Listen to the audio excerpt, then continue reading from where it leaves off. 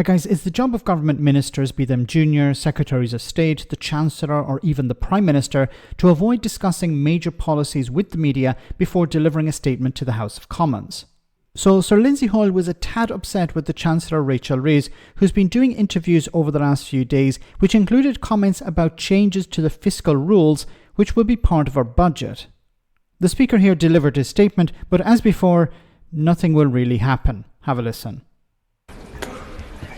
Before the next business, I have a short statement to make.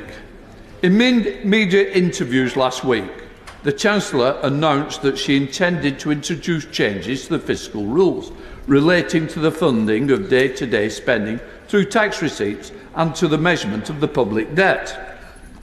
These are major new policy announcements with significant and wide-ranging implications for the government's fiscal policy and for the public finances.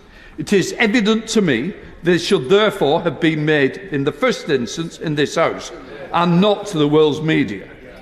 This principle is clearly, unambiguously set out in paragraph 9.1 of the Ministerial Code. While this can hardly be described as a leak, the Chancellor herself gave interviews on the record and on camera. The premature disclosure of the contents of the budget has always been regarded as supreme discourtesy to the House. Indeed, I still regard it as such. I am very, very disappointed that the Chancellor expects the House to wait nearly a full week to hear repeat these announcements in the budget statement on Wednesday. I've always defended, undoubted, the right of this House, including the opposition parties, backbenchers in all parts of the House, to be the first to hear major government policy announcements. Ministers should expect to face proper, sustained scrutiny when these announcements are made for the elected members of this House and not for the American news channels. I can assure the government that it's still my firm view and that I will use the powers I have to make sure the House is able to hold ministers to account. I'm glad there is a statement later on fiscal rules. Perhaps no coincidence. Honourable members may be wondering how they will get a seat on Wednesday. Well, to be quite honest, the way it's going, you won't need to. We'll have all heard it first in here. It's not acceptable. I don't want it to continue, and I want to treat this House with the respect it deserves. I'm not whether this side or that side. It is totally unacceptable to go around the world telling everybody rather than these members. They were elected by the constituents of this country, and they deserve to be treated better, whatever. And isn't it funny? When it was the previous party, it was the opposite side that was complaining to me. Get your acts together, all sides. Treat members with respect. Right, let's come to the urgent question. Okay. It's all pretty pathetic. It's all a bit of, a bit of theatre. At the end of the day, nothing will change. As we saw before, nothing changed when the Tories were doing it. Nothing is going to change when Labour is doing it. And now what's happening here? Of course, these are kite-flying exercises. Government ministers put out information to the media, see what the public response is like. Is it positive? Well, then we can run with it. If it's negative, you just dismiss it as an unreliable source to the media. Now, of course, this is running roughshod over Parliament. Parliament are supposed to hear the details first, and then you talk to the media and you can go into as much detail as you want. But once again, these are kite-flying exercises. Now, is the Speaker going to do anything about it?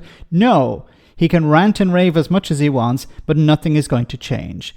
It's actually quite pathetic because governments run roughshod over Parliament. Parliament has just become a talking shop. Prime Minister's questions is just a theatre. It's just a joke.